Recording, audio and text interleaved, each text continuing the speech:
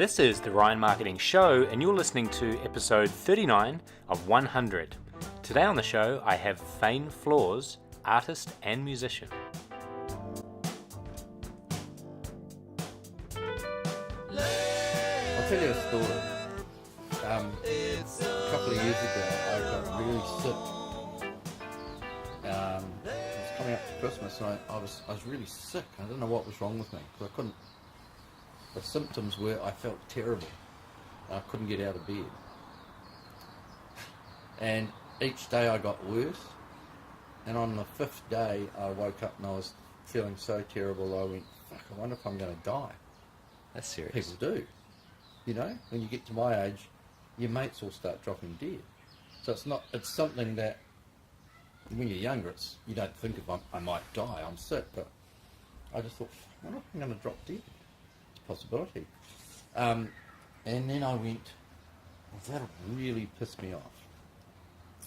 And then I asked myself, well, why would that piss you off? You know, I don't actually have a problem with death.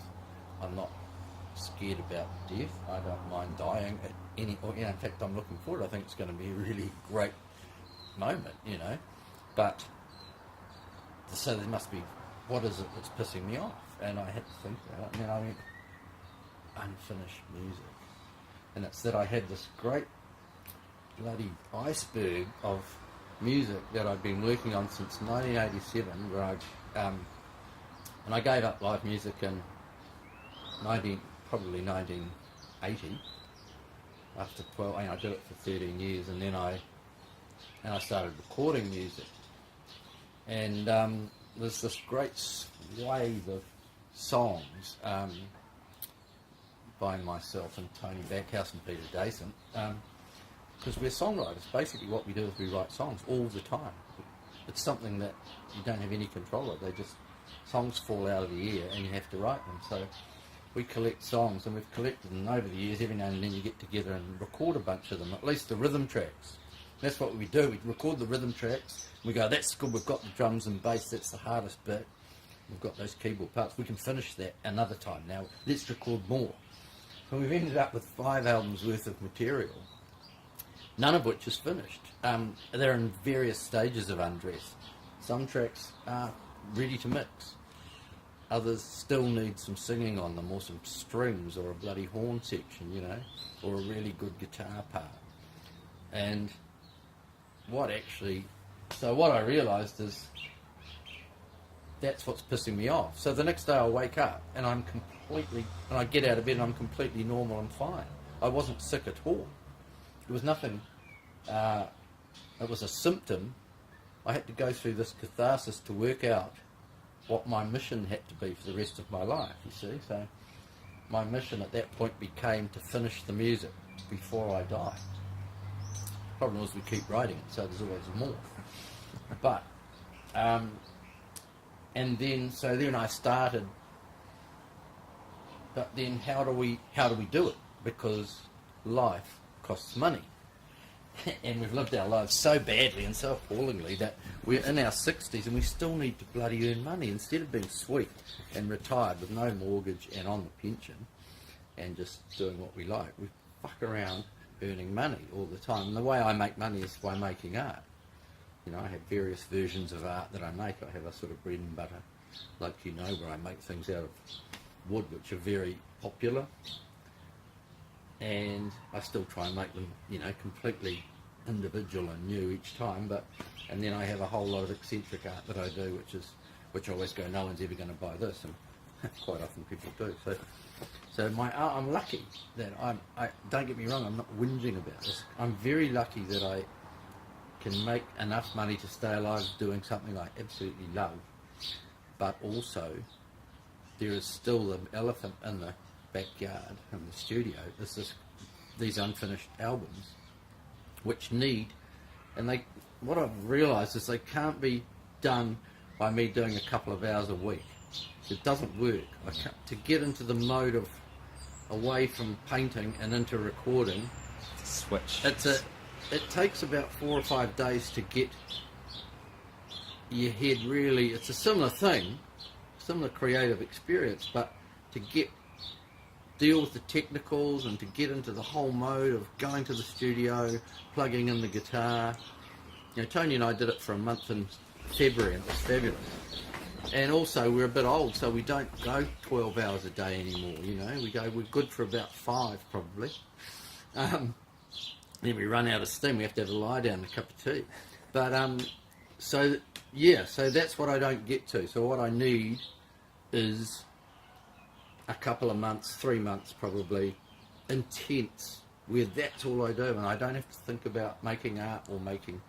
The art becomes the music, and the money has to come from somewhere, you know.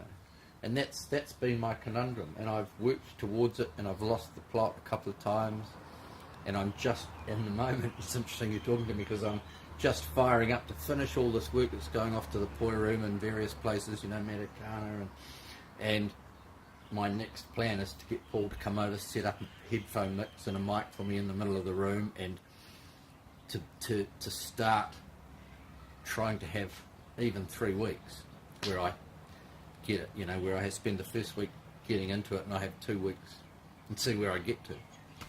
Because Tony's away on tour in America, and I'm hoping when he comes back I'll be able to say, I've done all this, you know, while you've been fucking around overseas, you know.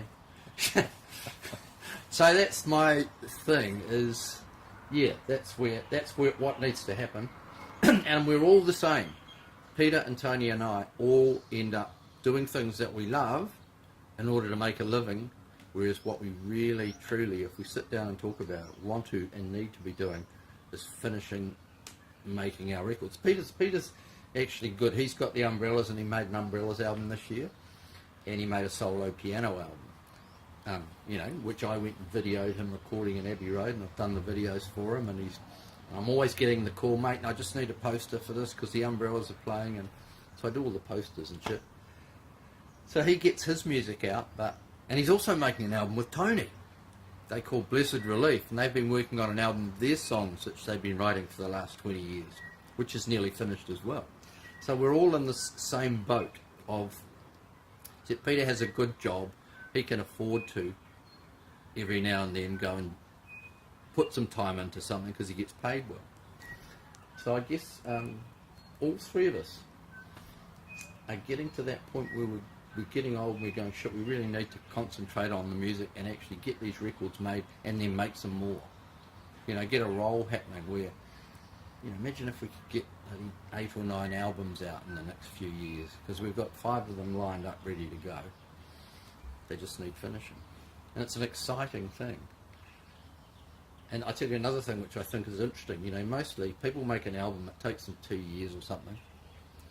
They put it out, there's a big fuss about it, and then when does the next album come out? 2 years later, or if they're lucky, 3 years later. If they're really onto it, on a roll, you know, there's another one soon. But if we can get our act together,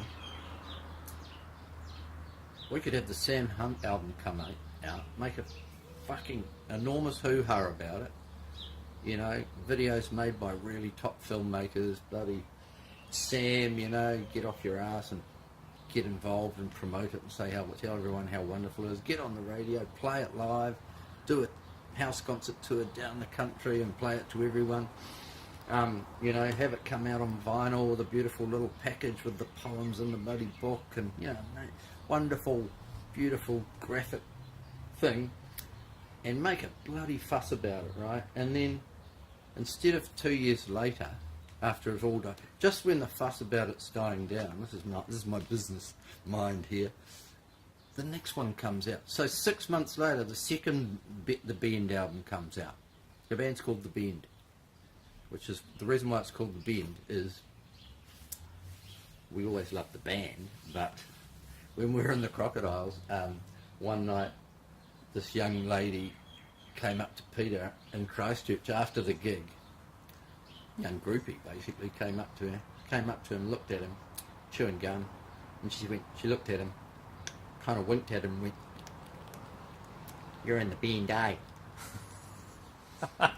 And Peter, being so innocent and so unaware that he was being cracked on, but he probably had a little conversation with her about how, yes, he really enjoyed playing the piano, had a brand new little red Farfisa organ, and blah, blah, and then probably said, well, good night, lovely to talk to you, and glad you enjoyed the music, and walked off.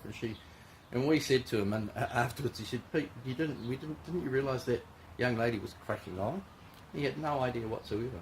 So what actually happened was that we loved the idea of the bend. It's the band with a Kiwi accent. So our band, our music's pretty bent, so we called the bend. Anyway, yeah, so we could actually have an album coming out every 6 months for about 3 years. People would be so sick of the sight of us. And instead of the hoo-ha dying down and everyone forgetting about us for 2 years, we could actually hit them every 6 months just when they think there's not going to be another Bend album. And the thing about the Bend albums is they're all completely different. The music on them is completely different from... It still sounds like us, but it's completely different. Like, because we have no shame, we don't believe in genre. You know, it's like the Beatles' White Album. It's whatever. It's a bunch of songs, and they could be any kind of song about anything. It could be a little, 30 seconds of a string quartet. So it's just what you want to play at the time. What we like. We make creations, compositions, like little drawings.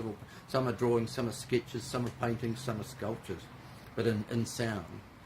And then we just put them together and go, that's a good bunch of stuff. Do they sometimes hang together? There's a long plan, or is it just they all come out? There's always a thread, right? And they always link up in a soundscapey kind of way. So I think we've got. What I'm saying is, I think we've got really good product, and I love the idea of every 6 months, bang, bang, bang. Just when the fuss is dying down, there's another one. I think you might even need to do it even quicker than 6 months. Maybe quicker, yeah. Because the whole media consumption, like people have got the memory of a gnat now. Maybe it's 4 months, and it also needs to involve. It's not just music. I want them to be audio visual because of my filmmaking history and the fact that I spent years making videos for bloody, the mutton birds and huge number of great bands over the years. I want our videos to be equally unusual as the music, so that when everyone knows if they're going to watch a band video, they have no idea what's going to happen. It could be a drama. It could. That's completely crazy. Yeah, it could be a drama. Yeah, like a documentary. And not only that, a drama that could happen over 3 episodes during 3 albums. One of the videos could be a 3-part story, and the third part you might see first. You finally see the first part last and go, oh, that related to those other two from those other 2 albums. Oh. And then you also then release it as a short film that's in 3 acts. I mean, there's just so much that we can do if we can actually get on with it and do it. You've got to have a great memory to do that. I mean, the closest, I think, in terms of film that I would relate that to would be Quentin Tarantino style. Mm-hmm. Where it's forwards, it's backwards, there's links. Yeah. You can watch the same set 3 different ways. Starts with scene 20. Yeah. Yeah, I love that.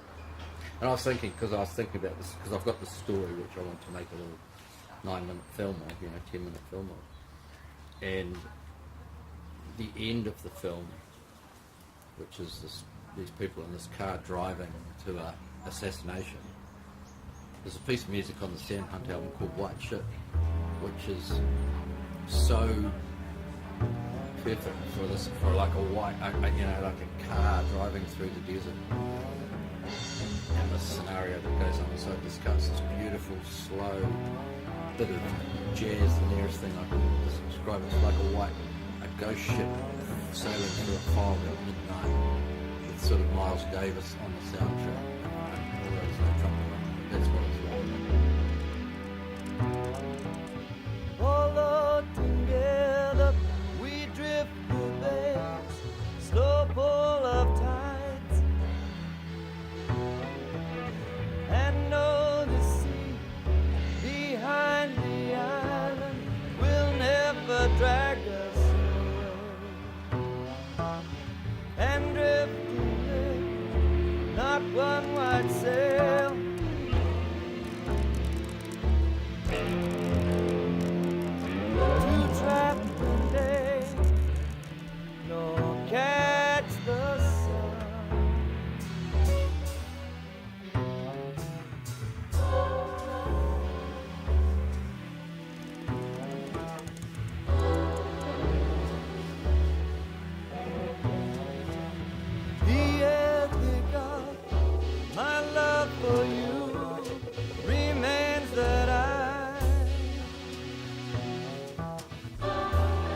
I'm alone, sailor of the night, captain of my white ship.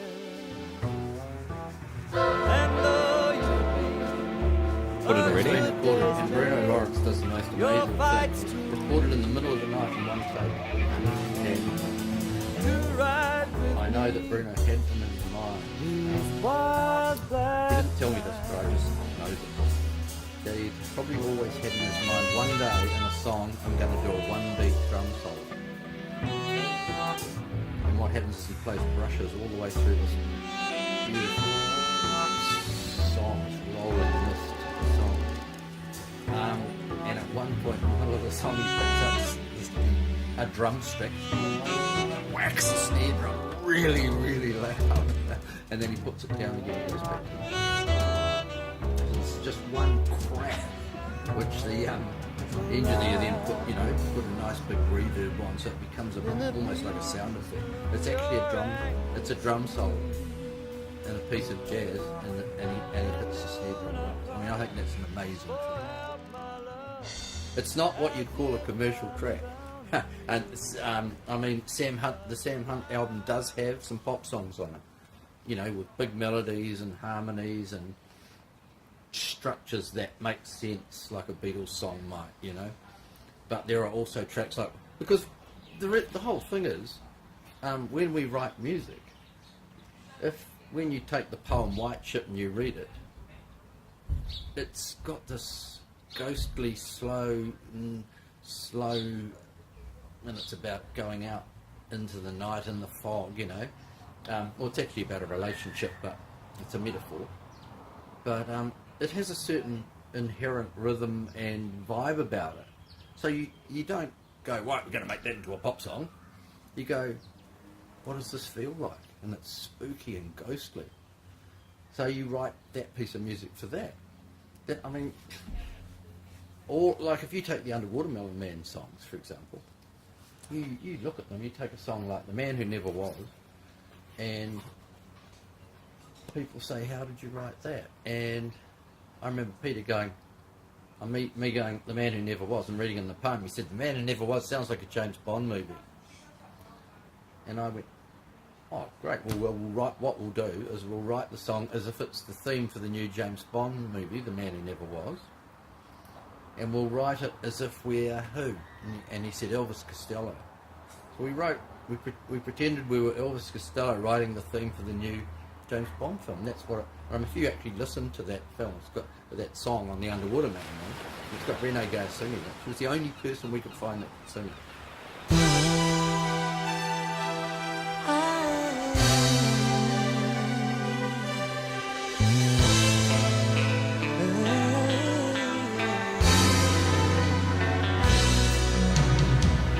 They found his shirt and trousers, his glasses, pipe and watch, his brolly tie and bowler hat, his gloves, his shoes, his socks. No one knows his whereabouts,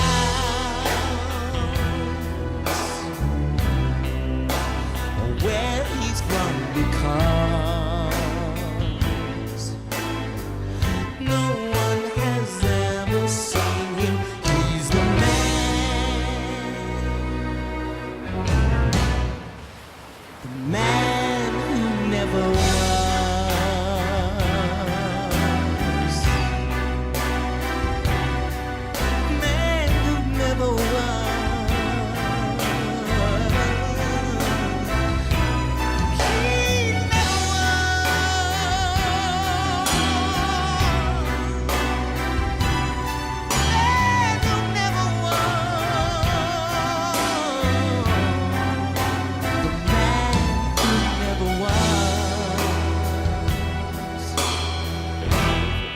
I know the song, and it's quite almost ghostly and slightly ominous, and it's ends quite quickly. Secret agency, and that's where that song came from. Why that song is like that is because Peter said it sounds like a James Bond movie. So if you see that kind of, that's the modus operandi of when we're doing something, sometimes he sits at the piano and just looks at the words and starts playing, or I just strum something. But another time, So you feed off each other. We feed off each other, yeah, and then we talk to each other, and I say, do that again, you know, that'll be really good. Do that again, you know, or whatever, you know, however it is. And then another time the title will suggest something, like El Flamo, the fire-eating ventriloquist. It's a circus song. Come on. So, you know, Dasent loves circus music. He's writing a book about Nino Rota, who wrote all of the music for the Fellini films, and Fellini loved circus music. So Peter's band, The Umbrella, plays Nino Rota's music live in Sydney, and that's what they're doing at the moment. He's just released an album of it. So we have this circus music expert working on El Flamo, the fire-eating ventriloquist. So it happens like that, and it often happens like that.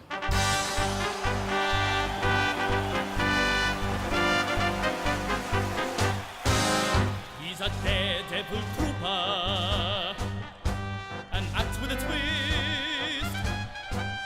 If you visit the circus, he's not to be missed. The lips are so red, on the ladies he's kissed. El Flamo, the fire-eating ventriloquist. Gracias, lengua del fuego, olé!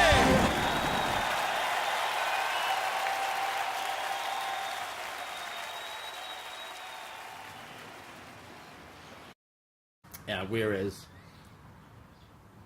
the girl with the X-ray eyes, it felt like a Beatle, like a Beatley, I don't know. She said, day tripper kind of song. It had a 60s vibe about it, so we just did it like that, you know. The girl with the X-ray eyes,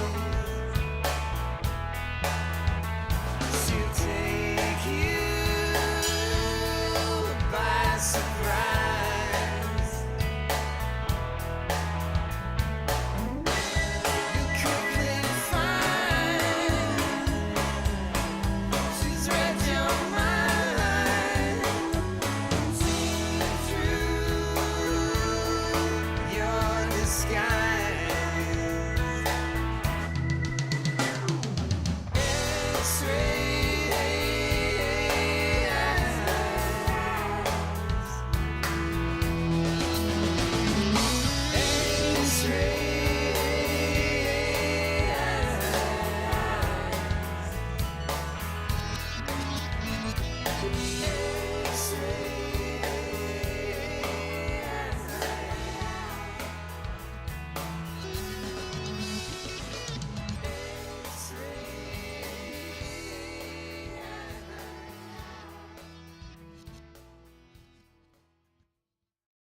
I think I'll add in a couple of those songs Yeah, go on for this, it. so people get a little bit of a background of Yeah, what the music is that yeah, you're going to create on this new album. yeah, for sure.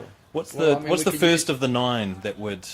Pardon? What's the first album? What's that called Yeah, out of the it's 9? called We Disappear, and it's the Sam Hunt songs. We that Disappear. we- Okay. Yeah.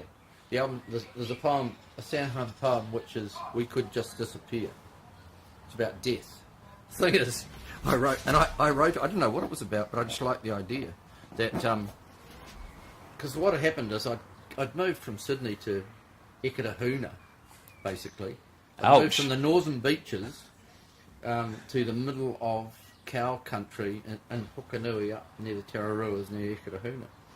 And, you know, I'm looking out the bloody window and all I can see is cows and sheep. And, cows mainly. And I've got a complete writer's block on, you know, I'm used to the northern beaches of Sydney, and I was a bit freaked out, I think. And I went, fuck, what am I going to do? I can't seem to write a song. I don't know how to write about this. So I went to the bookcase and pulled out, and there was a Sam Hunt volume of Sam Hunt poems in the bookcase, and I pulled it out and I opened it, and at the page which said fat Black Cattle at Dawn, Waiura was the title of the poem. And the opening line is, the fat black cattle never seem to sleep. And I went, oh, I might set this. The fat black cattle never seem to sleep. All night in the lower paddock by the river, like lover to lover, mowing to each other.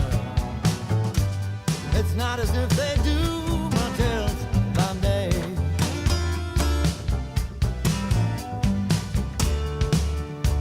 Just watch one another, watching each other. Eyes wide brown and deep. Don't run away with sleep. Because Backhouse had been involved years ago with Mammal in Wellington, 65. Mammal made an album of Sam Hunt poems that Tony had written a lot of.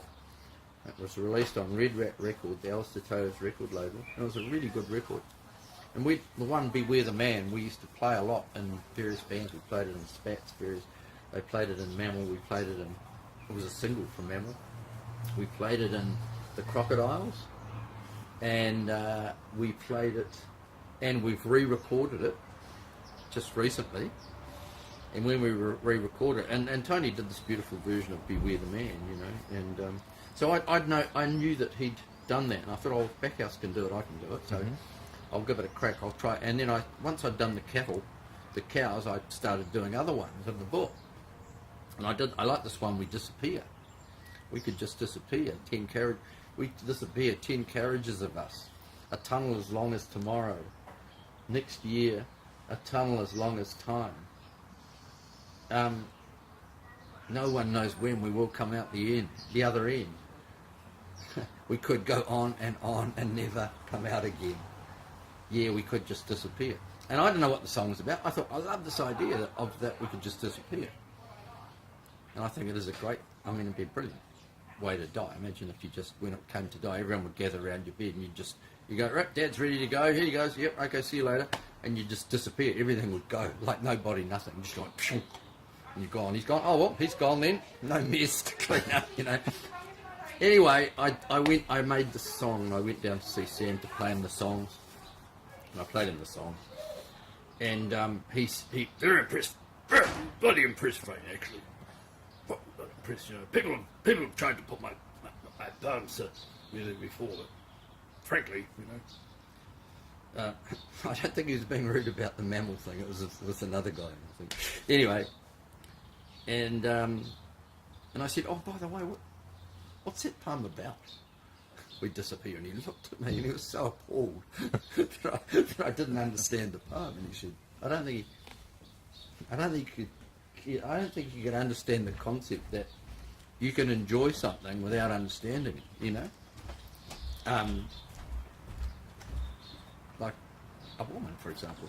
And he said, looked at me and he said, death, I would have thought, Fane. Very, very dismissive. And I went, okay, I get it. So, anyway, it's the title track of the album.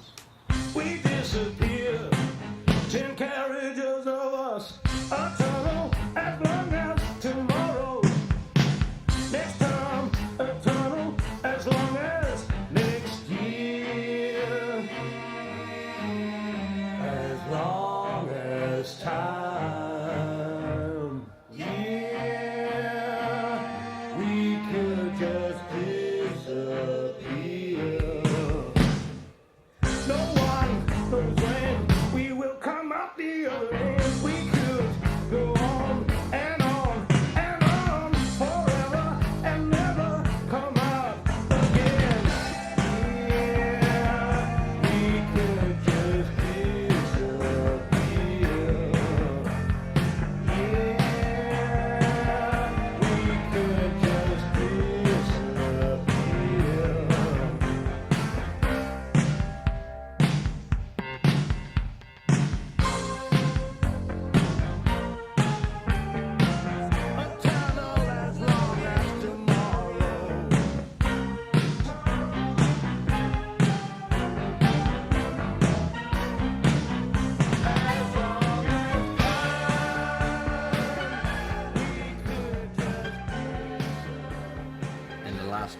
album is My White Ship, which is very beautiful. And yeah, to Have be any that- of these been played with no engine or I at play, Common Room? we play We Disappear with no engine, and we play another one which is a beautiful poem about called School Policy on Stickmen, which is about a time in our education history where children were discouraged for drawing stick figures because it was thought to be bad for their intellectual development or some such nonsense. You know, they've obviously never looked at a bloody Paul Klee painting. Anyway, then that's a real pop song.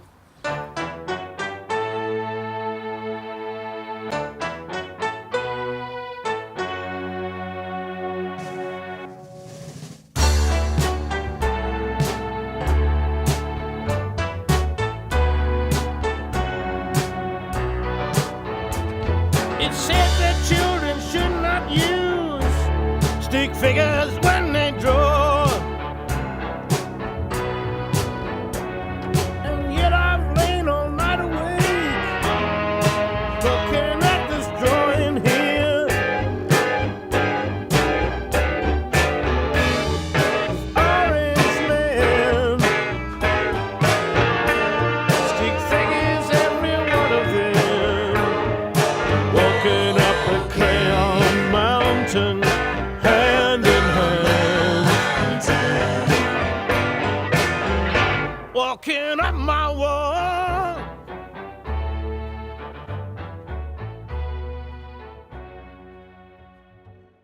And we're working on Beware the Man. Tony wants to do Beware the Man live, you know, and Because you pull quite a crowd for those. So well, we're playing on These Saturday songs- night, if yeah. anyone's listening, at the Common Room. I mean, on some nights we get a good crowd. We've had some bad crowds at the Cabana, but the Common Room, I think it'll be good. We haven't played for a month, and we haven't played up here for quite a while now, so we went and played in Wellington. But the funny thing about Beware the Man, Tony's song, because I said we should record that for the Sam Hunt album. He went, yeah, okay. He said, how do you think we should do it? And I said, because in the Mammal version there's a line on which goes na na na na na na na ooh ooh na na na na na na na ooh ooh, and it always made me think of the Temptations. And beware the man who tries to fit you out in his idea of a hat. It's a funky little thing, you know. And so I said to him, oh, we should do it like the Temptations. So he went home and did a bloody amazing Temptations demo that afternoon. He came back the next day and said, what do you think of this? And when we recorded it, that's what we did. So we've got a song, a Sam Hunt poem on the album, which is purposefully an attempt to be like the Kiwi Temptations. Well, well. Beware the man who tries to get you out in his idea of a hat.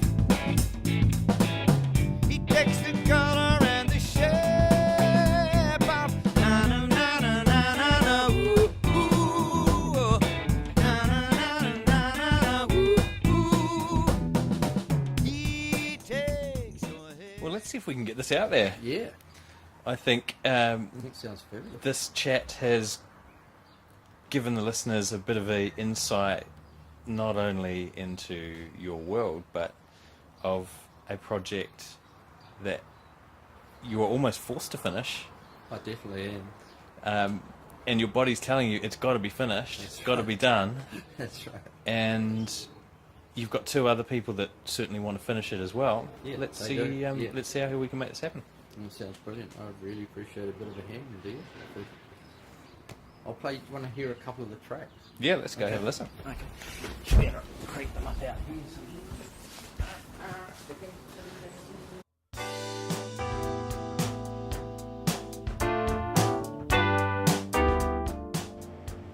If you like this episode, remember to subscribe for free on iTunes. Simply search for The Ryan Marketing Show in the iTunes Store. Letter. It's a letter home. Letter.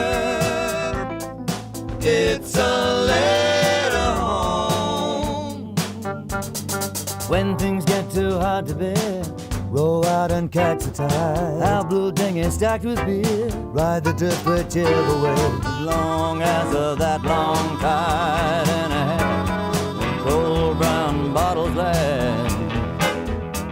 And don't fear you'll ever be lost.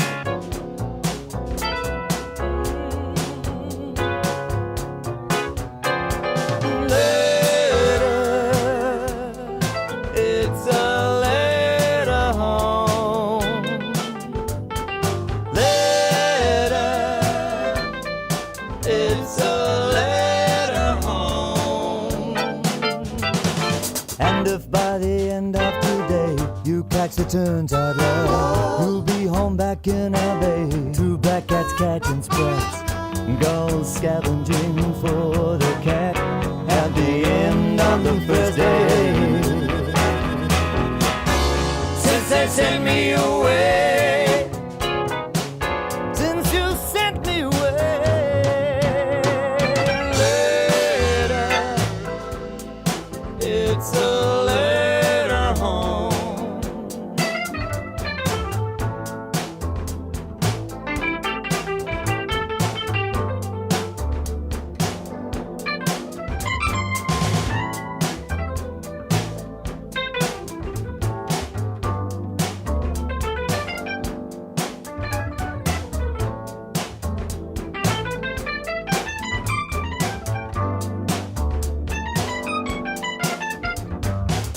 Things get too hard to bear, row out and catch the tide. Our blue dinghy stacked with beer, ride the drift whichever way. As long as this long tide and half in cold brown bottles last. And don't fear you'll ever be lost.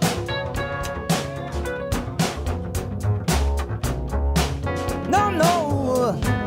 And if by the end of today you catch the turns I love, you'll be home back in our bay. Two black cats catching sprats, gulls scavenging for the catch at the end of the first day. Since they sent me